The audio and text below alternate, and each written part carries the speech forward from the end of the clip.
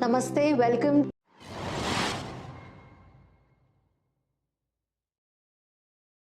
Extremely happy and excited to have Dr. Kushagra with me. Hello. Hearty welcome. Thank you. Please tell a little bit about yourself.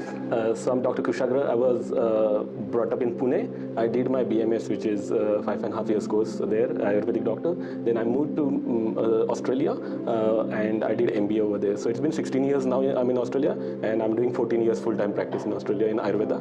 And I got a patient base in Malaysia, Jakarta, Dubai, Belgium, India, and Australia as well. Wow. So yeah, I travel a lot as well for those, and got a business and other things. We are doing some innovations, researches in Ayurveda as well. It's great to hear about Ayurveda. Thank you. What drew you to Ayurveda? Because at that phase where you're deciding your career, obviously you look at a lot of things like pros and cons. You take up this subject or you take up this course. Yes. You'll have a lot of thoughts in your mind. When Correct. it comes to Ayurveda, like very few people who are dedicated to Ayurveda. I see one of you who is very dedicated and of course service mindset. Yes. What drew you to Ayurveda? So to get the Ayurvedic, to get to the Ayurvedic college, first of all, it was my parents and family's decision. To be honest, because we have a pharmaceutical industry at home as well. My uncle is Ayurvedic doctor, so there was a background. So it was pretty much decided that I'm going for Ayurveda. But then later on, I had to do MBA, which was my choice, and then business in Ayurveda, Ayurvedic practice abroad. That is all what I set up myself in future. What is business in Ayurveda? I mean, it's a new subject or? It is not a new subject, but now if you look at the modern medicine, what happens that modern medicine got lots of other branches which is connecting to them, like biotechnology, pathology, and many engineering people, and lots of them. But in Ayurveda, we have just one qualification, which is BAMS, Bachelor of Ayurvedic Medical Science and Surgery, and so there is no much support. Even when the people start their clinic, they need to look into the marketing part, they need to look into how to do the sales and many other stuff. So their core part, which is to get the patients and treat them, is way too apart, and rather than they're just focusing on Facebook marketing and all, which I don't want. I don't want Ayurvedic doctors to focus on their own subjects and own expertise.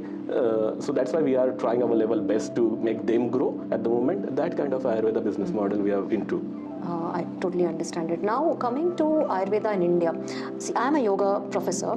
Now, when it comes to our own country, they don't kind of give that much importance to what our culture is, what our background is, and what India stands for. Correct. When it comes to Ayurveda, of course, we are the motherland, I can say that, when it comes to Ayurveda. But here in India, many of them are not choosing Ayurveda. Why is it? So for me to go to abroad was one big reason. That my guru, he told me that when the now this is fortunate, unfortunate, I don't know, but my guru told me that when the white skin says Ayurveda is good, all the Indians will accept. Absolutely. And I thought that, oh, okay, if that's the only barrier, then I'll go and make them say it's good.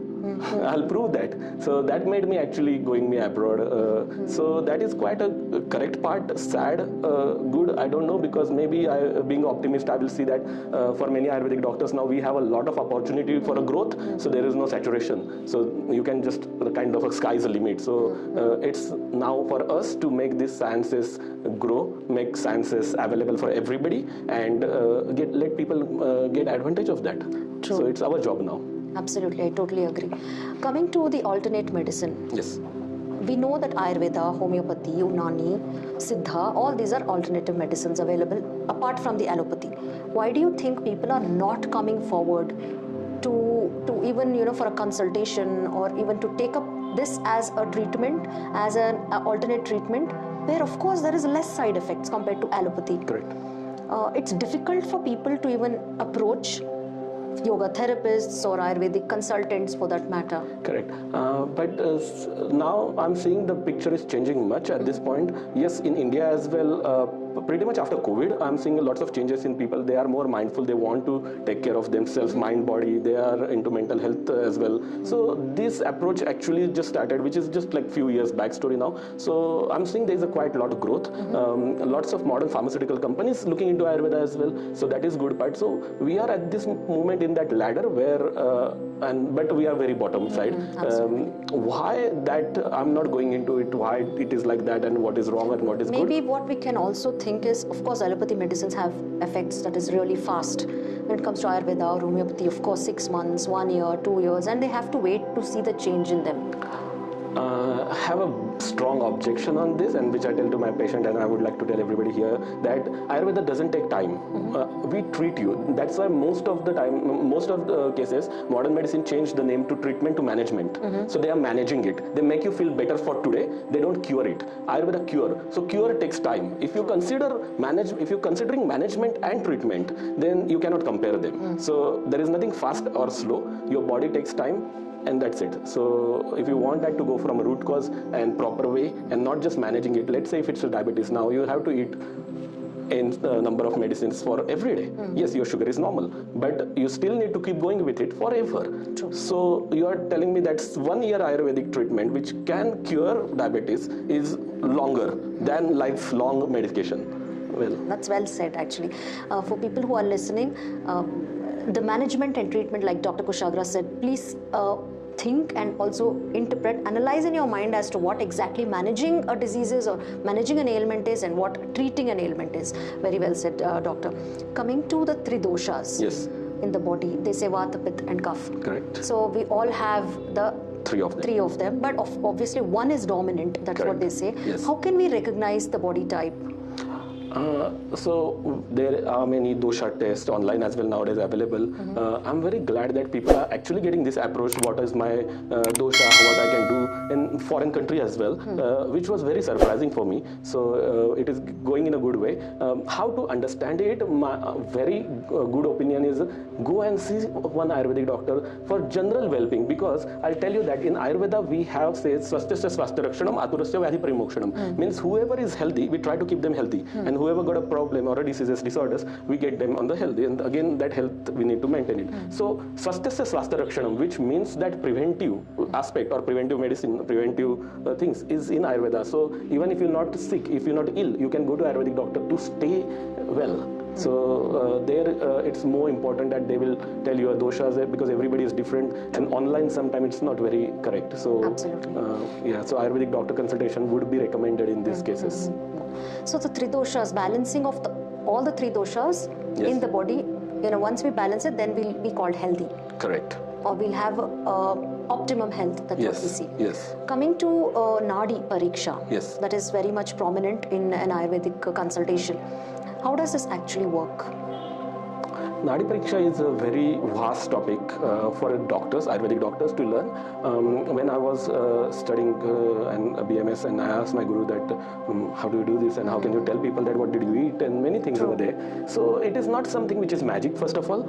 It is not something which is a fortune teller as well, and many things. But what happens that when you study things, and let's say there is too much cold outside, and you are drinking water from a fridge, and then I'll say that, be careful, you may catch a cold. So there is nothing which I predicted predicted, or I'm telling you as a fortune or something. What I'm doing is, in Ayurveda we say praman, apratyaksha praman. So there are many things. So logical praman, one there is, so tarka. So we put that tarka, we understand that based on the earlier studies what could happen, and that is how the Nadi works as well. So and then my guru told me that you can learn Nadi with the Nadi reading by holding Nadis. So you keep doing that, and that's what. So you need to do the practice for it. There's lots of practice in it, and then we can understand how it works. So it's a proper science. There is nothing magic in it.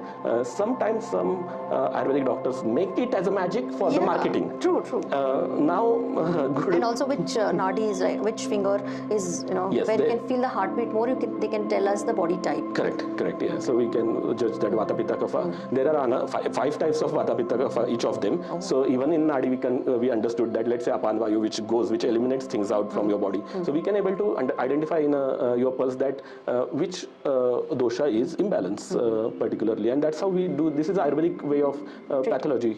Yeah, so we find out the things over there. Yes.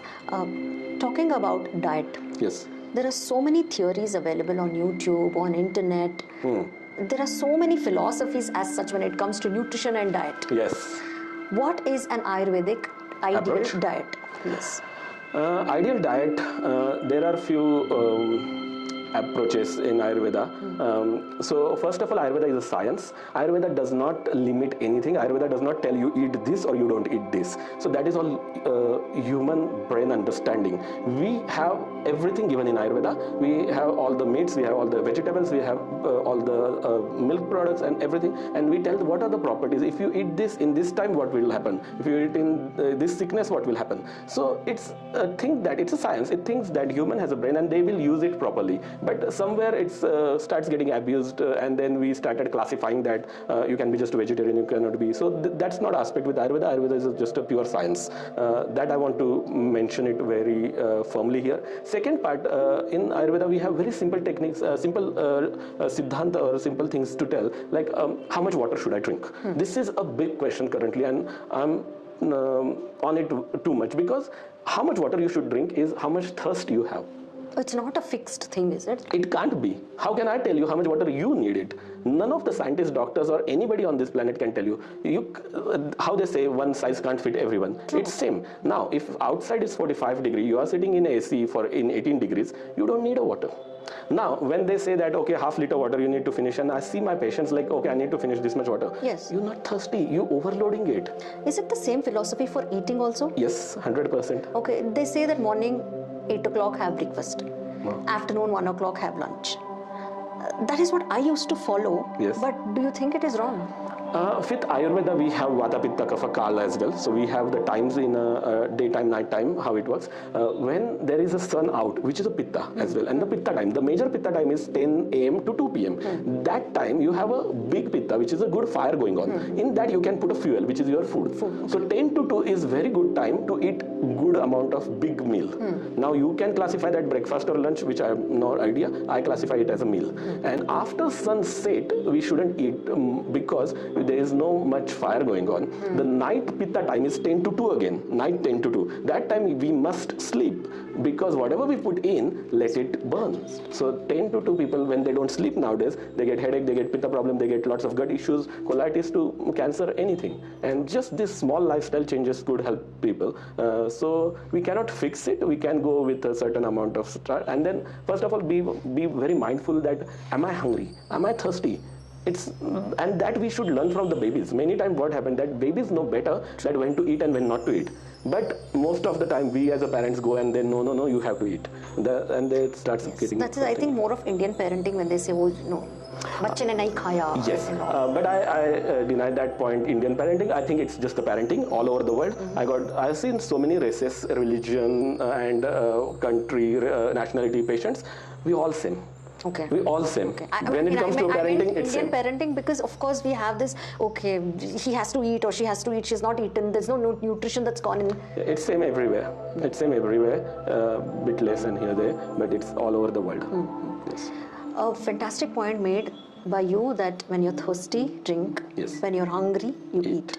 So this concept is so widely misunderstood by a lot of us. It's only misunderstood by humans and not any other live being. You see on the National Geographic, when they show that a tiger takes and hunts someone, and after that they eat. And once that's remain, then they just walk off. True. What human does, we put that in a fridge. Absolutely. So, and then again we're not hungry and we eat. Modern day things and modern day living, it's become a habit for most of us to kind of store food and then preheat. No, sorry. Storing is okay. I'm saying that overeating part. That we can't take our emotions out from the food nowadays. True. We are into that. No. You need to understand that food is just for a survival. But we are like so much. I'm a foodie person as well, honestly. But now I'm in a mindful way. So I'll tell you a very interesting part here.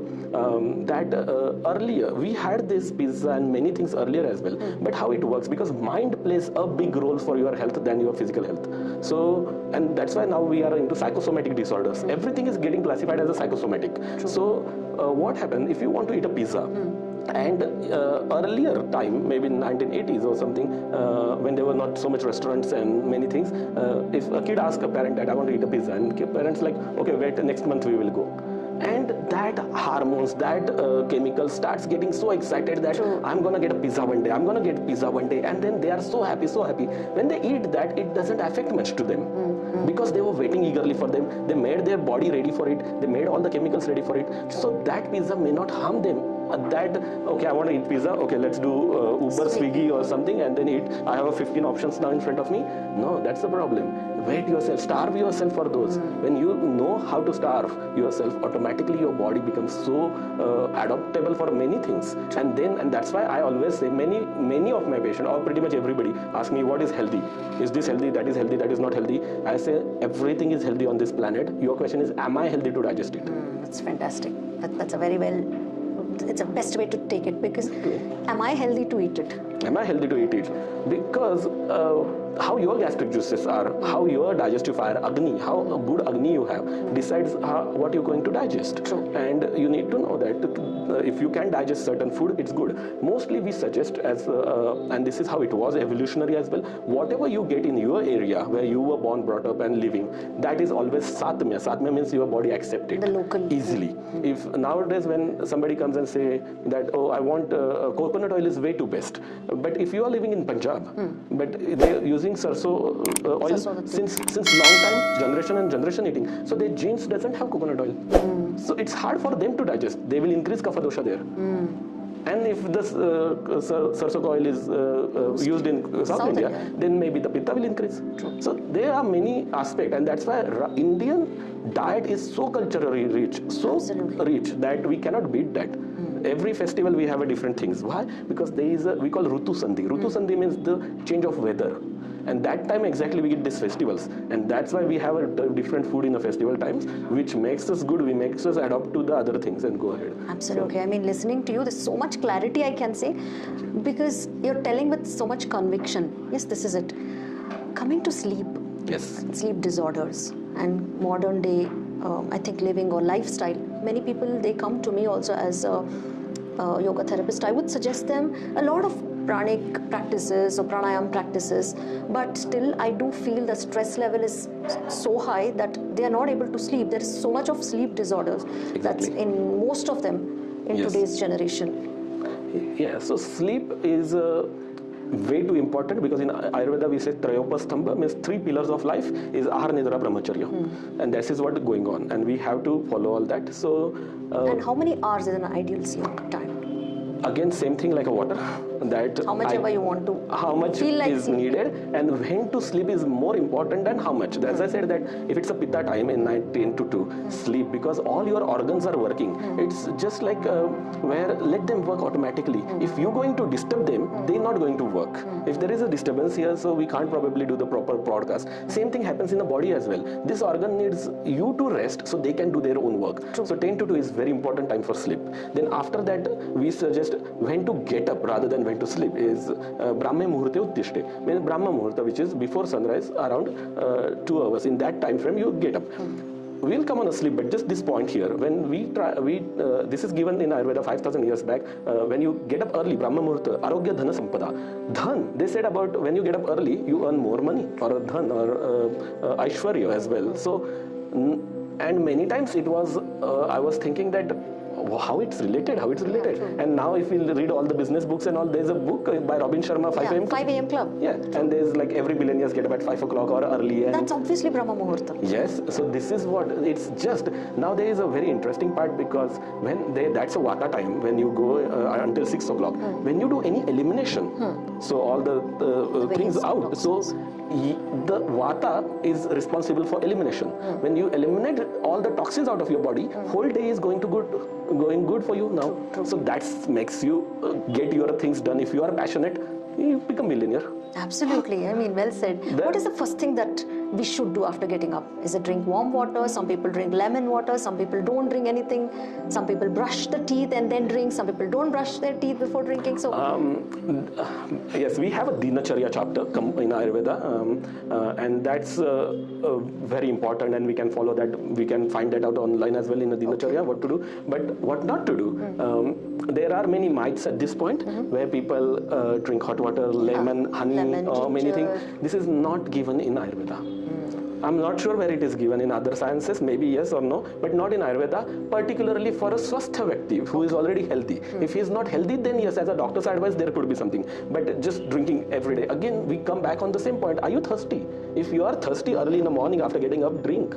But if you're not drinking, you're doing your Agni Manda. You're lowering down your Agni because you're just putting a water in it. Now, Roga Sarvopi Mandagni. If your Agni is Manda, which is low, then you can able to get any diseases. You are prone to all diseases. But there's no harm in drinking water, I guess. That's what I'm trying to tell you. There is harm in drinking excessive water. Okay. So again, if you were thirsty, okay, and this is what I ask people to do it, sip of water, ask again yourself, my thirst is gone or not? We have a certain kind of a bottles or a glass and we just gulp it. No, that's wrong. Which water? There is a Siddha water, it's just the Koshna Jal, which is the lukewarm water.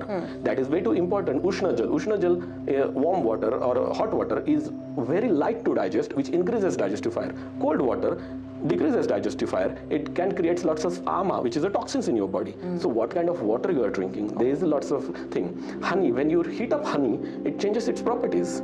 And that's why when people tell me they squeeze the lemon and put a honey in it, or nowadays for a tea they put honey, not good. Because when you put honey in hot, it changes its property. It's rather than good, you're going to get something bad out of that. Oh my God, there's so much to know, so much to understand before we try anything. As a habit, if we want to do something, then we need to do a proper research. Correct. And Ayurveda, I think, is the best, is the oldest way for us to have the optimum health. Very basic and simple if you try to get into it. That they say, how much should I eat, example. So in Ayurveda we say that after a meal you should walk, talk, laugh, run, everything. Before we sleep. No, after meal. If Correct. we After in the night, after we eat, some people just go to sleep. That is not good. Yes, that's different point. My point here is that after any meal, we should able to laugh, sleep, talk, everything. So it means that it has light. Nowadays you see that people eat and they're like, I can't move, I can't get up now. So that means that you ate over. If you are too active, it means you eat less. So it's very basic because your hunger can change day to day. That's very normal. Depends what you eat. I'll come back on the sleep part quickly. It's more mentally. When you talk about the stress is something which is expectations which didn't get met. And nowadays much role is played by social media.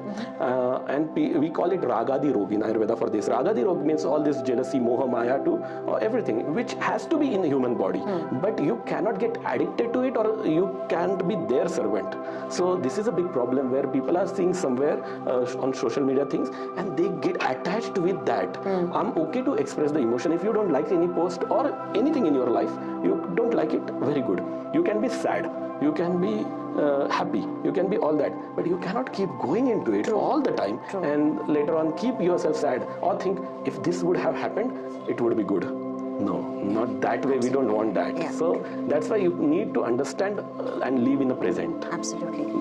The practices as such to keep our physical self, our body fit. According to Ayurveda, how much walk is recommended? What exercises are recommended? Okay. So with Ayurveda, we are not biased, first of all. Ayurveda does not tell you have to do particular type of exercising or anything in that way.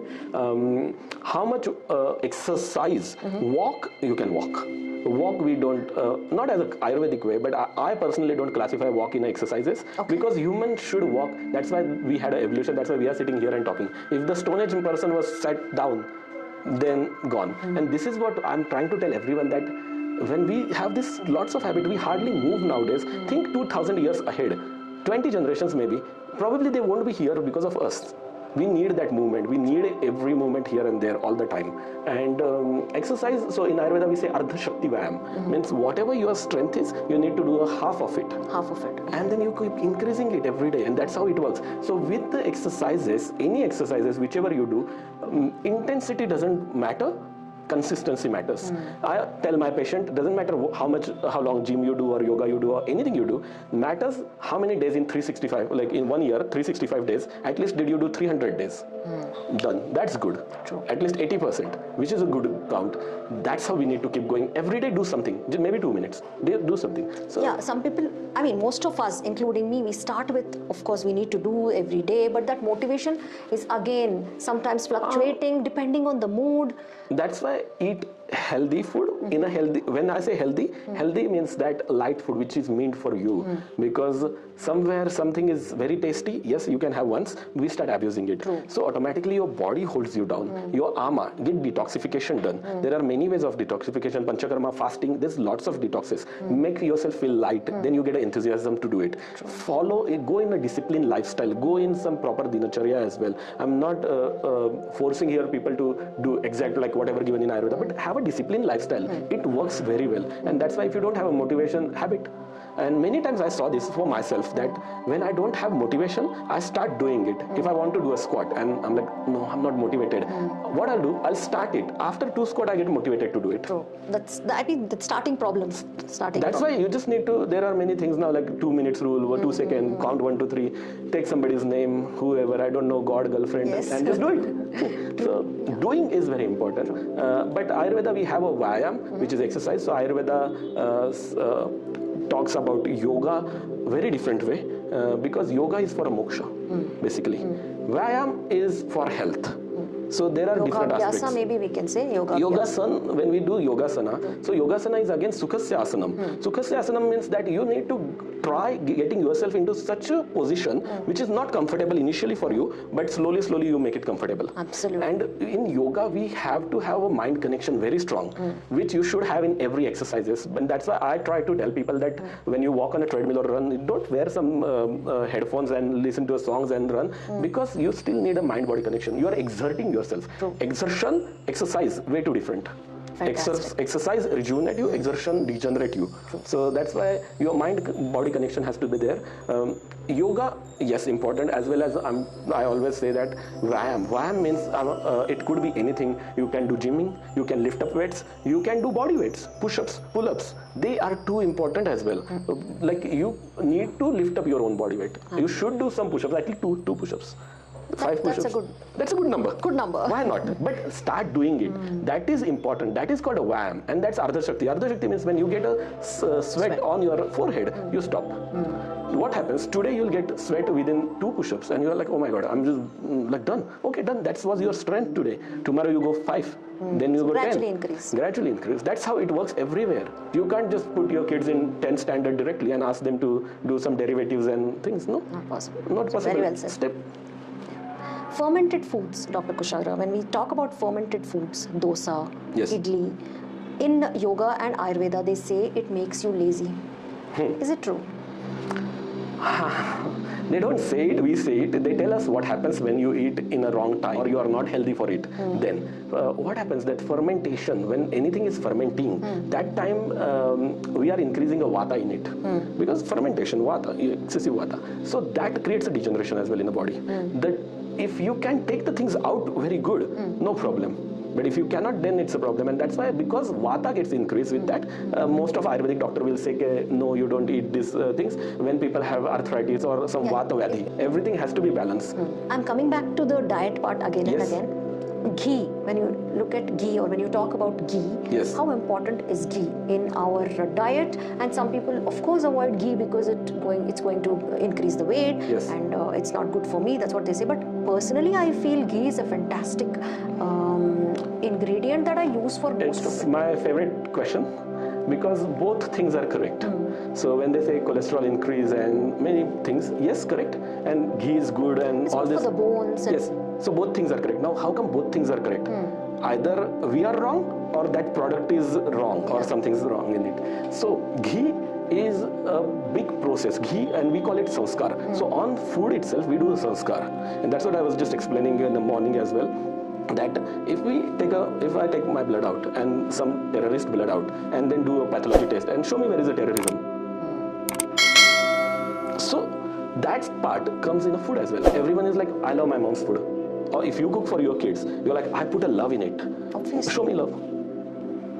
and That's like energy. So this sanskar is on a ghee as well from the milk, but it's before that from where the milk comes. Now all these researches which is taken place is in USA. So the ghee which they use for the research is Jersey cow's ghee, most of them on a steroid and pumping. Absolutely. Now the actual source of milk is wrong. When in Ayurveda we say we have a Kapila guy, Gir guy, then Desi guy, Correct. which has a hump on them. They have good horns in them. So these cows' milk is way too light to digest. If you take a buffalo's milk ghee, yes, it increases cholesterol as well, which is given in Ayurveda. It tells that your kapha dosha increases, your fat level increases, but we again say who can digest that as well. True. So there are people who can digest that kind of ghees as well. So that's why I said Ayurveda doesn't say this is good, this is bad. It will tell you only what consequences could happen. It's science. And that's why if you talk about a ghee, then we talk about this Kapila guy, Gir guy or Desi guy. All this ghee is important. When we going in a Jersey cow's ghee, yes, that will very heavy for us. True. It's not our cup of tea, and that's why we should stay away from that ghee. But this ghee, yes, we should have it, because ghee is not just good for bones, but ghee gets absorbed into your guts as well, and it is way too important for your digestion. It acts as a lubricant. If you see in Hindu religions, they do the havan and all, Havan, yes. and what we do is we put a bit of ghee. Okay, so and because why I bring this topic after ghee is when I tell this, somebody gets very much motivated, and they go and just like, doctor, we started drinking ghee, and I'm like, no, if you put so much ghee in that, it will go off. So in Agni, that's what, in Agni, in the body as well, you need to put a little bit, and then increase it. Okay. So you can't just put it, gulp it, no, that's not good. If you are eating roti, just put it on it, rice good, goes in it. If you are going to eat pasta, have a spoon of ghee and eat pasta after that. So Rightly said, the balance is very much important. How can you believe in Ayurveda that it's going to cure the disease or ailment you're suffering from? There is lots of researches going on in a modern way. We have many people who are doing researches here in Pune as well, Delhi as well, and as well abroad, where we are trying to prove those things in a modern parameters.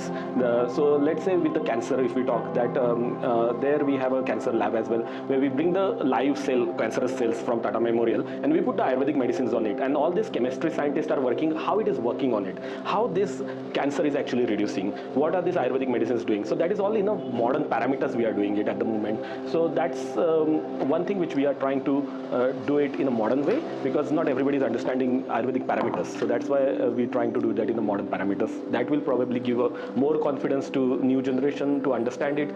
They'll get more understanding how they can able to use Ayurveda. There are a lot of things that we know about diet and nutrition, but sometimes what happens is we don't know which can't be a combination. For example, banana and milk, some people, some research also says that it's not a good combo. Correct. But according to Ayurveda, which are the things or which are the combination that's a definite no? So definite no, we call it viruddhahar or opposite food. So definite no is milk and fruits together. Milk and fruits together is a very deadly combination because it leaves toxins. It creates lots of ama in your body. Okay. It becomes very heavy to digest. Milk and fruit, when you say, what about milkshakes? They're super bad.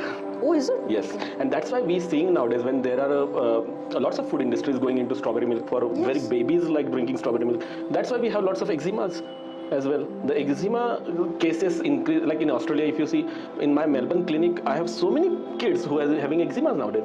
Everywhere opposite food. So most of the skin problems is due to opposite food. Okay. So that is one big thing which people should understand, that they can have milk separately, they can have fruit separately, keep some gap between. That's the thing. So that's why opposite food, another opposite food which I want to tell you, there are few of them, but which we eat. One, milkshake. Second is liquor and non-veg together. Okay. Many tells us that, oh, okay, without this I can't drink, or without, if I'm drinking then I need that. So the point here is that it's very deadly combination. It becomes very heavy in your body, and that is a problem. So that's why these two combinations I strictly say no. But the fruit and milk has been followed by so many people, like from so many generations, but only 2 generations. Okay. If you do some research, it wasn't earlier. This is just a quick thing. Another part, if it can get digested, if you do a proper vyayam. Okay. So when we have when we talk about a vyayam in Ayurveda, it says your Agni becomes so good that you can able to digest opposite food as well. in Ayurveda, the medicine we take is Dhanvantari. So the minute we have faith and belief in that medicine, it of course it creates wonders and miracles. Even cancer, for that matter, is being treated and it's been cured because of that faith. What do you want, and what do you want to tell to our people who are our viewers who are looking at us, that to have that faith in that medicine, in that form of Dhanvantari? Yes. Okay, this is a very good question, and this question is not just related to health or diseases, but it covers many aspects. From believing in something is way too important nowadays for every aspect. It doesn't matter it's your business, job, relationship, or health or medicine. Even if you are taking any modern medication, and that's fine. So when you take that, you have to have a belief that this is going to heal me, this is going to cure me, because your mind plays a big role in your life more than your physical body. Rather in Ayurveda, many times people say that all these diseases happen to your mind before your body. So your mind comes in a role first, and then to your body. And then we talk in a Jyotish as well about karmas and many things. So that's the mind, or the nowadays autoimmune disorder as well. So that's again coming through the DNA. So here the belief is very important. When you take any medication, there are some miracle cases which I saw in my life. They didn't take any medicine, but they just have a belief that I'm going to get better. And actually they got better, which was very interesting part, that many people, many doctors are like, how? But they have a mindset, I want to come out of it. And I deliberately want to tell audience here that there are many people I see, they like sympathy. So they are like, if somebody, they are sick, they want people to come to them and ask them, how are you feeling? And what is going on? Are you okay? Did you take your medication? What are you doing now? Are you doing allopathy, Ayurveda, this, that? They love this question because they get lots of attention. Human being is meant to get attention. We know that now, everybody on social media as well, and everywhere. We love attention. That's since long time, since we are on this planet. So this attention grabbing thing is actually killing us nowadays, because people don't want to come out of diseases. Because when you are fit and fine, nobody comes and asks you and show you sympathy. But when you are sick, people show you sympathy, and that sympathy actually becomes a big killing part for you, because they just don't want to come out of the problem. And that's why here, nothing related to Ayurveda or allopathy or homeopathy, any sort of medication. My thing is that if you want to come out of some diseases, you have to have a belief in yourself that yes, I want to come out. Mode can be anything. That's okay. You can find out side effects, this, that, how you want to come out, and then you can go with that. But that's what we say, is that even with the food, tanmana bhojanagata, whatever you are eating, you need to be eat completely in that. And when you eat that way, it doesn't affect you that bad. Where if you are thinking that, well, this is going to give me a problem, yes, it will. That's how it works. Even we have another terminology called Vishado Roga Vardhanam. Means if you are keep thinking that my disease is going to get bigger, it just gets bigger. That's simple. But similarly, if you think that I'm the one who is going to cure this, I'm the one who is responsible for this, and I'm the one who is coming out of this, then believe me, nothing related to Ayurveda, allopathy, you will come out of this. So you need to believe in yourself. This is what it's told in Ayurveda. I think there's so much of wisdom that you added for today's interview. I can't thank you enough, and hope to keep talking to you and having a lot more podcasts. When it comes to interviews and podcasts, we can do a lot more. Definitely. Thank you so Thank you much. very much.